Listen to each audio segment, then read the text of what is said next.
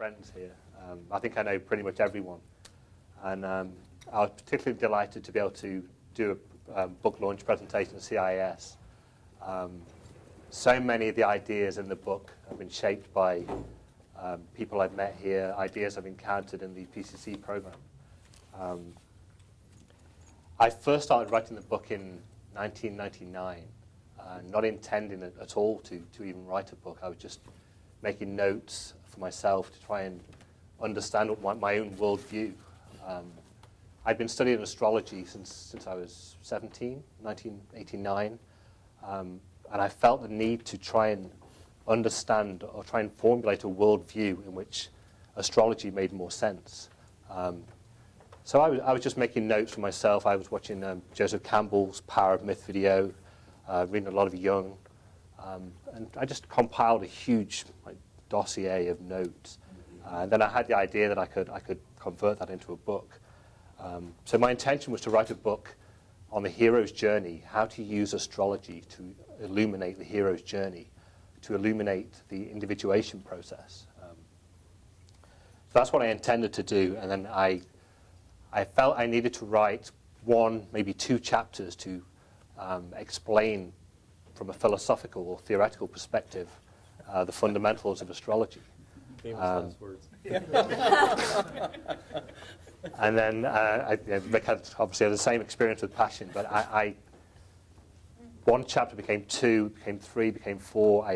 It just grew and grew, and so my book took on a different form. Really, it still retains the focus on the hero's journey and individuation. It has that applied element, the application of astrology, but it's far more theoretical than I originally intended. So I came to PCC in 2004 with what I thought was the finished version of my book. I've been working on it on and off for 4 or 5 years at that point. And I was hoping I could try and get it published then.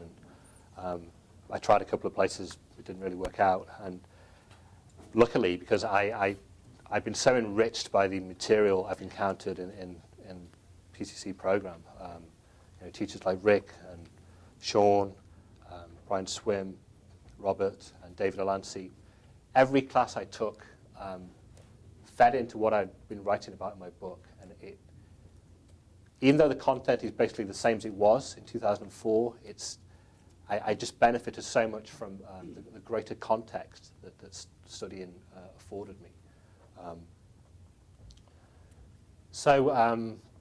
I finally completed the book in 2010, the final version. So it was an 11-year project, but I say in that time I did the master's and the PhD in PCC. So it was everything fed into, everything was so closely entwined. My dissertation became the second part of my book.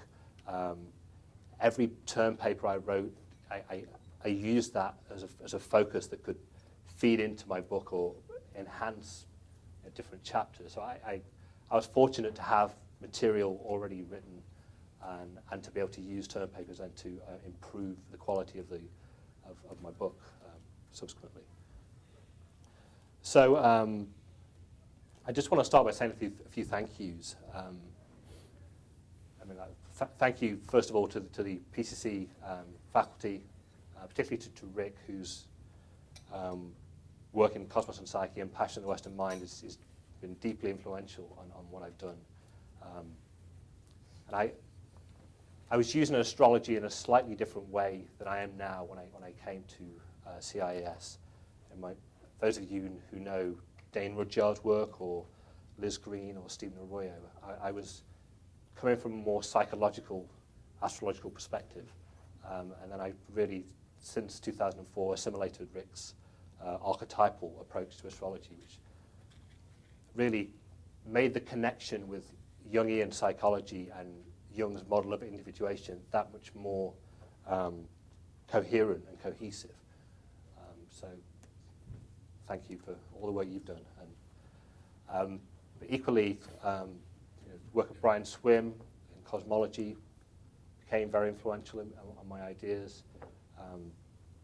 I was trying to formulate a worldview using Jungian psychology, transpersonal psychology too, and the new paradigm sciences. We work with Fritjof Capra, David Bohm, Rupert Sheldrake, and Brian Swimm's own work, and just to bring psyche and cosmos together in a way that, that the modern worldview, informed by Cartesian philosophy, had radically separated the inner world of the psyche from the external world of nature and the cosmos.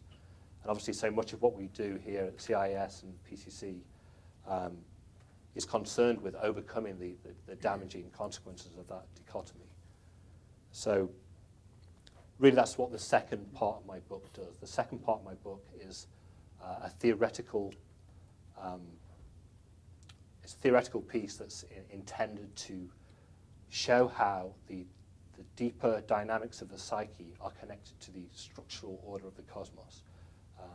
To understand how an archetype or a constellation of archetypes in the psyche can be related to the planetary order in the solar system.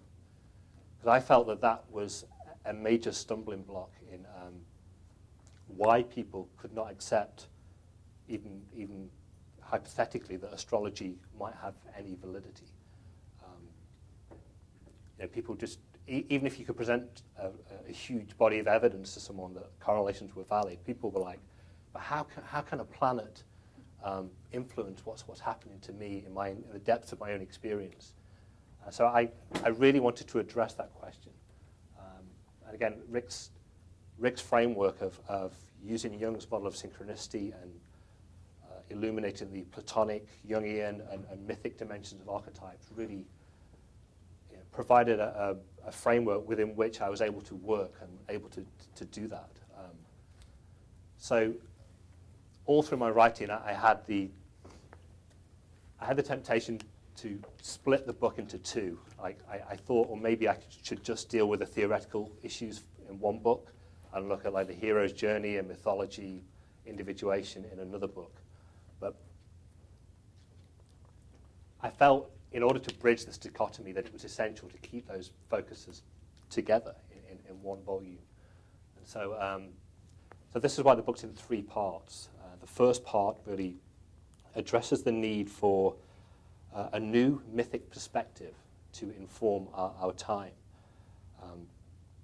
There's been a radical transformation in the nature of our understanding of myth and the nature of contemporary spirituality and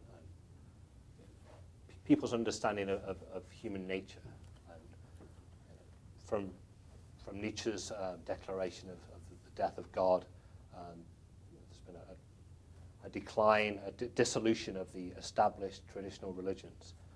Joseph Campbell writes a lot about this, that we've entered an era of individual creative mythology, according to Campbell, where the old Occidental, Oriental, and primitive mythic traditions have just dissolved. And the mythologies of local cultures, bound local cultures, that were contained and separate from the world, have just dissolved into this global perspective.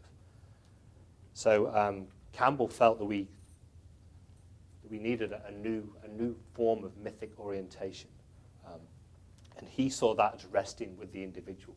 The individual was to find their own worldview, formulate their own myth, create their own myth, express their own myth. It's very, very Nietzschean in a way, that the individual artist would find their own life meanings and express these through their art. Campbell's work also promoted a rereading of existing myths. So you could draw on a Hindu myth, or you could read the mythic, the psychological, symbolic significance of Christianity, or you could read an Arthurian legend. I mean, we live in a very eclectic, pluralistic age where everyone's got their own unique form of spirituality.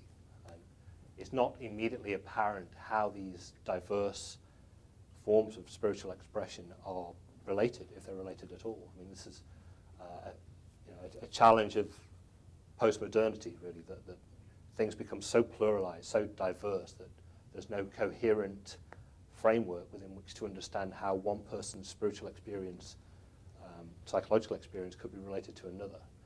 So I felt that archetypal astrology had the potential to both affirm the individual's unique experience. Everyone's got their own birth chart, which they express in a unique way. Yet archetypal astrology also provides a universal framework. We're all living under the one sky, and so I felt that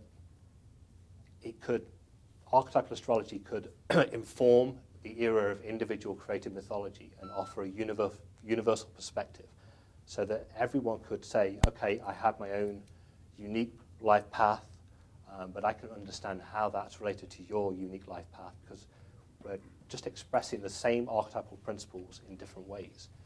If you could attune to the universal archetypal level of your experience, you could see the common dynamic principles that were informing your experience. And this is what archetypal astrology can do. So really the first part of my book draws on Campbell's work with the hero's journey, Jung's model of individuation, and combines that with archetypal astrology to present a new form of individual mythology with this universal background. So then in the second part, in order to justify presenting archetypal astrology as a valid mythic perspective for our time, I attempt to show how astrology could fulfill the four main functions of mythology, which Campbell calls metaphysical, cosmological, sociological, and psychological. According to Campbell, a myth should put you in touch with the divine ground, the unitary ground behind all forms, the divine mystery, if you like, and that is the metaphysical or mystical function of myth. It should also give you a sense of how you're related to the cosmos. This is the cosmological function of myth, to see the divine ground expressed through the powers of nature, the powers of the cosmos. And then the sociological function is to provide a sense of how we're all culturally, historically, socially participating in these the same dynamics, the same powers of nature, to establish some kind of social or moral order. And in our own time, really the need for establishing one social group against another has passed, really. Campbell argues that we're living in a global society now, and we need a perspective that can connect all cultures to a truly global vision. And again, I felt that astrology could do this. And then the fourth and final function of myth is the psychological, which is to help the individual find orientation to the powers of the psyche. And traditionally, this was done. An individual would relate themselves to gods, as in the Greek pantheon of gods. So they would understand the different forces that were working in their lives in terms of the actions of gods. And then, of course, we kind of lost that perspective with the rise of Christianity, in which the Greek pantheon, the pluralistic conception of the divine, gave way to